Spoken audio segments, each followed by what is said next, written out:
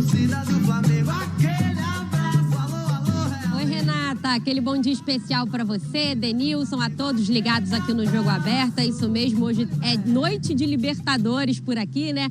Flamengo e Olímpia, ingressos esgotados, expectativa aí de mais de 60 mil pessoas mais tarde no Maracanã. Dentro de campo, o Flamengo está vivendo uma ótima fase, Renata, em 21 jogos, apenas uma derrota. E o técnico argentino Sampaoli, ele gosta de dar treino no dia da partida. Está rolando neste momento uma atividade lá no Ninho do Urubu, essa atividade que começou às 11 horas da manhã, e depois desse treino, aí sim o Sampaoli vai definir os 11 jogadores que vão iniciar contra o Olímpia. Vale destacar aqui, né, que desfalque certo é o volante Eric Pulgar, está tratando de uma lesão na coxa, e como você disse aí também, a situação do Pedro, né? O Pedro está fora dessa partida. Nós acompanhamos toda essa novela aqui no Jogo Aberto. No fim de semana, ele se recusou a aquecer no duelo contra o Atlético Mineiro, foi agredido no vestiário pelo ex-preparador físico do Sampaoli, né, o Pablo Fernandes, e na segunda-feira faltou o treinamento. Na terça, ele se reapresentou, treinou normalmente,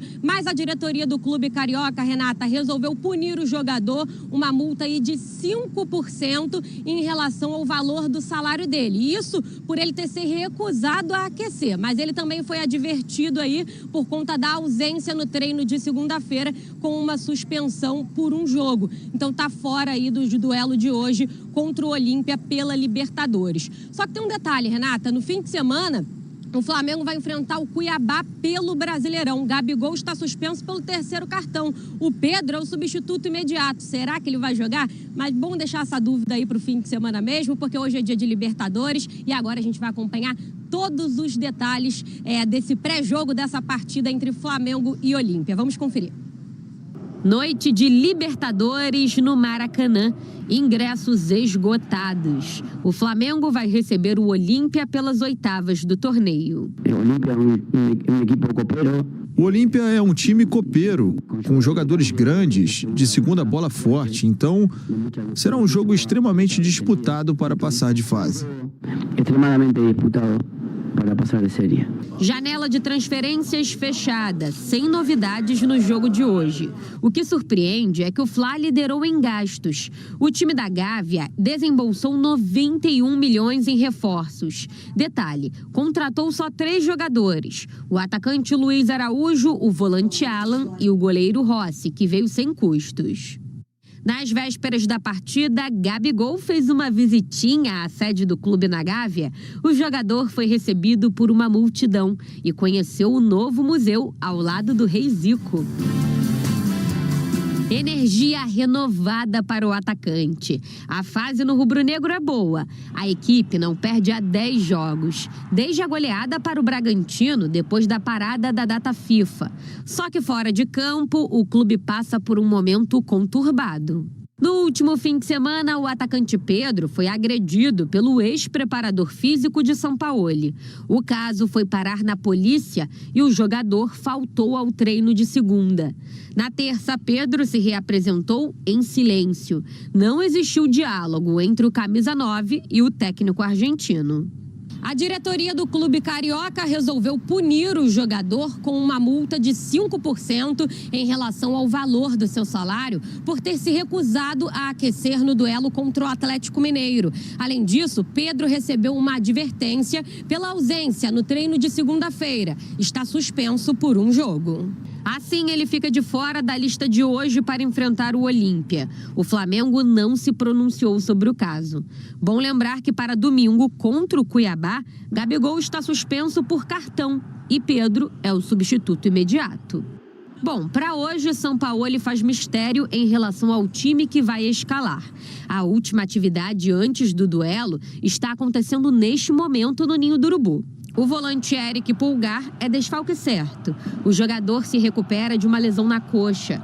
Davi Luiz e Ayrton Lucas podem retornar ao time, recuperados de problemas no joelho. Já o zagueiro Léo Pereira virou dúvida. Sentiu dores na coxa na partida contra o Galo e está sendo reavaliado. Dessa forma, um provável Flamengo tem Matheus Cunha, Wesley, Fabrício Bruno, Davi Luiz ou Léo Pereira, Ayrton Lucas ou Felipe Luiz. No meio, a dúvida é entre Thiago Maia ou Alan. Aí vem Gerson, Everton Ribeiro e Arrascaeta, Bruno Henrique e Gabigol.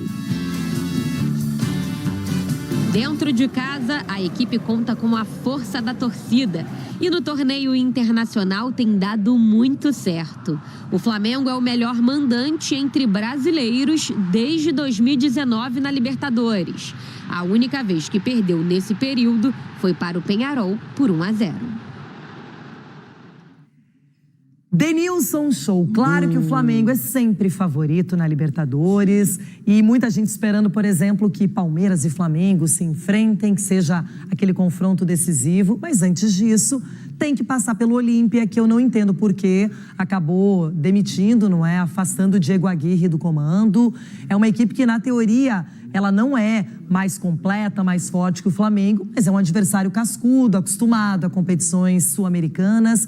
Só que o Flamengo, mais do que o Olímpia, tem que enfrentar os problemas que ele mesmo criou, como essa questão com o Pedro, que o Gabigol está suspenso para o jogo do Cuiabá, e o Pedro tem que ser o titular, tem que entrar no time, tem que fazer gols e tem que fazer as pazes com o São Paulo e pronto. E se tem se tem uma ação, se se pode dizer dessa forma, para apaziguar o ambiente ou, de repente, o relacionamento Sampaoli e Pedro, é dar essa oportunidade pro Pedro. Perfeito. Nossa, né? Concordo com você. Porque aí o Sampaoli mostra que tá zerado para ele esse problema que teve, que foi um problema gravíssimo, já solucionado.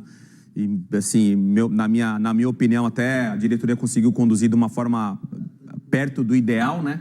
Porque o Sampaoli, para ele, pensando como profissional, tendo um cara que é seu fiel escudeiro, há muito tempo trabalhando junto, ter que perder o emprego e ele continuar. Então, acho que o Sampaoli, se der essa oportunidade para o Pedro jogar como titular, ele vai mostrar que ele praticamente zerou o problema. Que eu acho que é o grande desafio do Flamengo, no modo geral agora, é fazer com que esse ambiente volte a ser o que era antes, né? Um ambiente mais saudável, um ambiente mais tranquilo.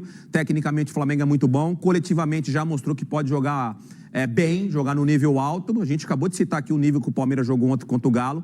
O Flamengo, também tem condições de o jogo de hoje contra o Olímpia fazer o mesmo jogo. Nunca o Pedro seria afastado por uma questão técnica, mas acho que é uma questão até de mostrar quem é quem. O Pedro foi atendido com justiça, o preparador físico foi expulso do Flamengo, praticamente demitido, e ele, e com justa causa, porque fez uma coisa terrível, mas agora também é o momento do Pedro demonstrar que ele é um profissional de verdade dentro do Flamengo, que ele está à disposição, independentemente se goste ou não do treinador. E tem outra, eu cobrei muito fortemente na rede social a questão da diretoria, porque o Flamengo muitas vezes ele se omite. Quando ele dispensou o Dorival, quando ele contratou o Vitor Pereira, quando ele dispensou o Vitor Pereira, trouxe o Sampaoli, a diretoria fica quietinha, não aparece, mas dessa vez a condução, na minha opinião, dentro do que era possível, foi muito bem feita e merece aqui esse elogio, porque criticamos tanto, na hora de elogiar também tem que usar esse espaço. É isso aí. Mesmo. Seguinte, quer empreender em vez... Momentos de Pedro e Gabigol no Flamengo aumentam distância entre atacantes e soberania do camisa 10. Em semana de nova decisão, ídolo ganha ainda mais peso e será referência sem sombras no ataque pela primeira vez em muito tempo esta noite, contra o Olímpia, pela Libertadores. Enquanto o Flamengo decidia suspender Pedro do jogo de hoje contra o Olímpia, 21h30, pelas oitavas de final da Libertadores, no Maracanã, Gabigol visitava a Gávea e era cercador por torcedores da nova geração, em ação do clube na semana em que inaugurará o seu novo museu. O momento dos atacantes dentro e fora de campos distância de outros cenários de maior concorrência, vividos inclusive na atual temporada, e aumenta a soberania do camisa 10 em relação ao camisa 9 quando se fala em idolatria e imagem junto à torcida.